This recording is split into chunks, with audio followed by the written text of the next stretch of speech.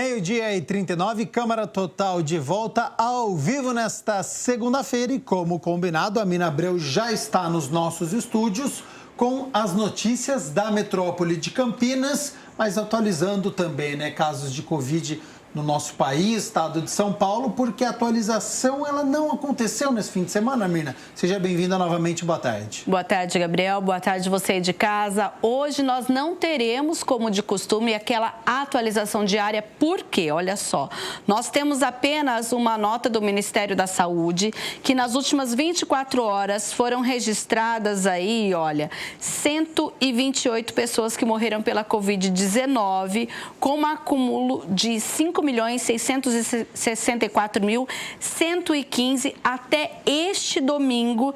Lembrando que esses dados são enviados pelas secretarias de saúde municipais e estaduais e nós não temos os dados do Amapá, de São Paulo, do Paraná, Minas Gerais e Distrito Federal e Campinas, no nosso caso aqui também os dados são da última sexta-feira, que nós já falamos aqui, e hoje nós temos marcada uma coletiva às 3 horas da tarde e que na ocasião os dados aqui da cidade serão então atualizados. Por isso que nós não trazemos hoje, Gabriel, esse mapeamento, justamente porque, de acordo com o site, no estado de São Paulo nós estamos tendo um problema de comunicação com a base de dados do Ministério da Saúde. Por isso que lá no Amapá a gente tem a questão do apagão e os outros simplesmente não justificaram porque os dados não foram atualizados nos outros estados. Então seria uma desinformação a gente mostrar aqui para vocês dados de quinta, sexta-feira passados. Não estão atualizados, a gente não mostra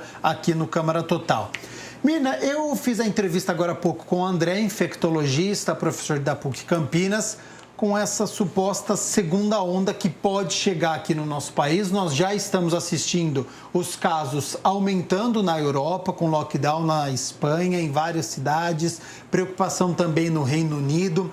Aqui no nosso município, na cidade de Campinas, essa preocupação já existe. Já existe também, inclusive esse foi um tema de um programa nesta manhã com autoridades municipais e o prefeito justamente falando dessa proposta e dessa preocupação da cidade com uma possível onda e como as autoridades de saúde estão encarando, na verdade, o movimento que acontece no Brasil, que na verdade ainda é a primeira onda da Covid-19. Nós estamos elaborando um plano que chama Plano de Contingência. Por quê? Porque é melhor prevenir do que remediar. Essa frase é muito conhecida da população. Mas não existe, assim, nesse momento, uma eminência, uma evidência forte, né, doutor Carmen?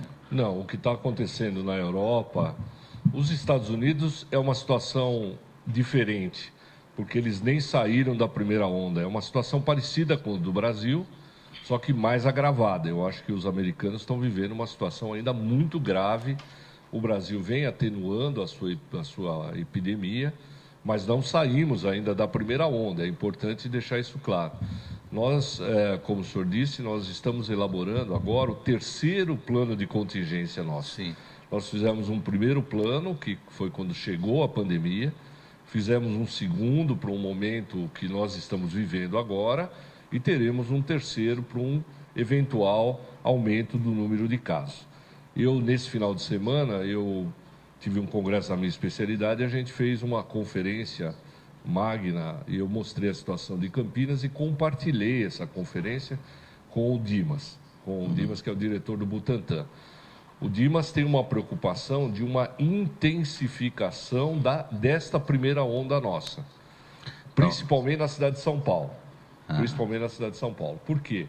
Ele acha que há uma liberalidade exagerada, principalmente na questão dos bares, na questão das pessoas não tomarem esses cuidados que nós falamos todos os dias. Essa primeira onda ainda pode se arrastar até outubro do ano que vem, se não houver digamos, uma contribuição da população. Então, há uma preocupação grande com a cidade de São Paulo. Nós não temos aqui na nossa cidade nenhum dado, nada que sugira isso. O vírus está aí, está circulando no mundo inteiro. Se a gente colocar o mundo inteiro num tacho único, nós estamos vivendo uma situação até pior do que foi há algum tempo atrás, porque os Estados Unidos em uma situação muito ruim, a Europa voltando de maneira grave, ali sim a segunda onda muito grave. Nós ainda residualmente temos bastante casos ainda. Situação bastante preocupante, né? Ninguém espera, ninguém quer que fique até o ano que vem, até outubro, né? A gente ouviu aí o secretário de Saúde, o Carmino de Souza. Então, a gente precisa, como sociedade, nos cuidar com todas aquilo que a gente já sabe, né? Da utilização da máscara e distanciamento pessoal, principalmente. É como eles disseram, Gabriel, a liberação das atividades não significa que elas não tenham que ser feitas com todo o protocolo de segurança. Toda hora, eles falam daqueles 3 M's. Lavar as mãos a todo momento, né? Também usar a máscara, que isso é obrigatório, né? E realmente manter esse distanciamento pessoal e esse distanciamento nesse movimento aí da sociedade em que você deve, sim, trabalhar, deve voltar a frequentar restaurantes, mas tudo com a devida segurança para si e para os outros também. E falando ainda sobre saúde, uma preocupação também aqui na cidade de Campinas, vacinação de poliomielite, não estamos nem próximo de atingir os 100%, né? Não estamos mesmo, olha só, a vacinação termina na próxima sexta-feira, dia 13, e Campinas precisa ainda vacinar 30 mil crianças contra a paralisia infantil. Apesar dessa vacina estar disponível o tempo todo, o secretário de Saúde, Carmino de Souza, fala o seguinte: é importante chegar a uma grande cobertura vacinal, porque é preciso haver uma imunização comunitária. É uma questão muito séria, o Brasil erradicou, em 1994 foi declarada a erradicação, mas ela não está erradicada no mundo, diferentemente, por exemplo, da varíola, né? Existem muitos países do mundo, inclusive países adiantados, que têm casos de poliomielite. E nós, eu até contei para o senhor que numa das vigilâncias que a gente fez em um dos pontos da cidade, num determinado momento, há alguns anos atrás, a gente detectou um vírus da polio selvagem, aí alguém passou por Campinas. Então, nós estamos sempre vigilantes em relação a isso. Não deixe de levar o seu filho. Todos os nossos centros de saúde preparados, não existe dia específico, não existe hora. Você pode levar a qualquer momento e fazer a vacinação da polio no seu filho, na sua filha. Lembrando que nós temos 66 centros de saúde e postos aptos a aplicar a vacina. Olha, até a última quinta-feira, 25.798 doses da vacina contra a polio foram ministradas aqui na cidade, que representa 44% de um total.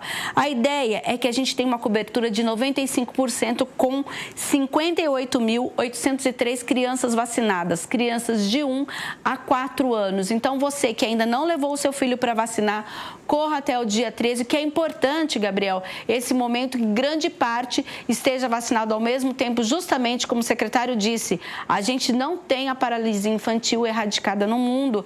Nós temos aí muitos aeroportos, gente vindo para o país, então claro, é importante que a gente consiga proteger as nossas crianças. Mundo globalizado, né? Todo mundo viajando, todo mundo conhecendo outros centros. Então, a gente precisa continuar com essa erradicação aqui no nosso município, por isso que a gente aguarda aí a vacinação destas 30 mil crianças. Covid-19, nós estamos vivendo uma pandemia em relação à dengue, a gente não pode deixar que vire uma epidemia, não é mesmo? Tem novos dados, né? Isso mesmo, os dados foram fechados, olha só, até o dia 5 de novembro, com 3.918 casos de dengue em Campinas. Nós temos uma morte que aconteceu em abril deste ano e também a Secretaria de Saúde e o Departamento de Vigilância lançaram aí uma espécie de alerta amarelo dos bairros em que atualmente está o maior número de focos e de casos, olha. Parque Santa Bárbara, Parque Fazendinha, Jardim Andorinhas, Parque Jambeiro, Vida Nova, DIC 3, DIC 5 de Março, Carlos Marighella, Jardim Garcia e Vila Castelo Branco. Atualmente são os bairros com maior número de transmissão. Então, vamos aí fazer aquele beabá também, além de a gente falar da Covid, potes virados, vasos sem aquele pratinho com água, observar bem se não há algum criadouro no seu quintal, para que a gente possa evitar. Olha, lembrando que a Secretaria de Saúde, inclusive desde o dia 1º de janeiro até o dia 31 de outubro, visitou 594.566 imóveis, dos quais 176.323 estavam localizados nessas áreas de transmissão. Então, a gente tem algumas áreas no decorrer do ano onde são observadas que lá a transmissão, aí se faz também a nebulização e os agentes batem de casa em casa justamente para verificar se há algum foco, algum ponto ou algum criadouro naquela residência. Então, gente, cada um olhar a sua casa, lembrando que 80% dos focos de dengue em Campinas são nas residências. Exatamente, né? Não deixe acumular água, seja em pneu, em lata, no vaso de planta. Troque a cada 2 dias a água da sua planta para não deixar acumular água. Por falar em água, fornecimento cortado em alguns bairros hoje, né? Amanhã. A gente então já tem que se vai. Preparar. Isso, a gente já está avisando justamente para que as pessoas possam fazer essa reserva. Porque, atenção, você que mora aí na região da Vila Palmeiras, amanhã terá interrupção de água das 8 horas da manhã às 5 horas da tarde, porque a Sanasa vai fazer uma execução de desvio de rede. E aí, então, os bairros Vila Palmeiras, Continuação, Jardim Marisa 1 e ET estarão sem água entre 8 horas da manhã e 5 da tarde. Faça a sua reserva. Exatamente, então essas regiões precisam ficar espertas aí para não ficar sem água nesta terça-feira. E a gente encerra as notícias da metrópole com uma boa notícia relacionada ao emprego, Mirna? A gente está vendo aí um fôlego, todo mundo está falando de retomada de atividades e um estudo do Observatório da PUC Campinas aponta que a região metropolitana de Campinas fechou setembro com uma geração positiva de 6.520 postos de trabalho. É o terceiro mês consecutivo que a região apresenta índices positivos. Eles podem estar expressando aí o impacto das medidas de flexibilização do distanciamento social que, ao propiciar uma retomada das atividades, gradual dessas atividades, vai impactando positivamente o emprego.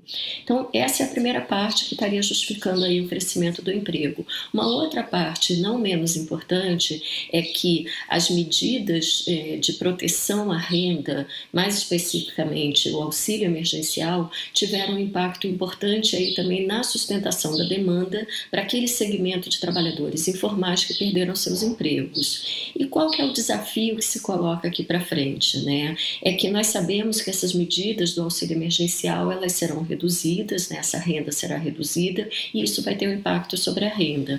Resta saber se o mercado de trabalho vai ter força suficiente para voltar a gerar os seus empregos necessários para retomar o nível pré-crise. Uma importante expectativa, já que a gente está falando aí de período de Natal, geralmente tem empregos temporários nessa fase e, como a economista lembrou, o ano que vem não está previsto ainda algum auxílio do governo, então é sempre estar analisando passo a passo dessa flexibilização e também a retomada das atividades para a geração de empregos. Por isso que a doença ela tem que estar controlada, né? Para essa abertura gradual que tem acontecido este ano, continue em 2021, porque a pandemia deve permanecer no ano que vem também, só que com a doença controlada, essa reabertura acontece no comércio, consequentemente as pessoas vão poder comprar e isso atrai mais empregos, é o que a gente espera para Campinas e toda a nossa região. A gente está falando do comércio, também tem a indústria que também acaba sendo impulsionada, tem o mercado externo, apesar da gente ter aí esse perigo quando a gente fala numa segunda onda na Europa, os Estados Unidos que também não abaixam aí os índices, mas de forma positiva o mercado interno nesse momento dá esse impulso. Terceiro mês consecutivo, então, de empregos aqui na nossa cidade, saldo positivo e favorável. Mirna Abreu, muito obrigado pelas notícias da metrópole de Campinas.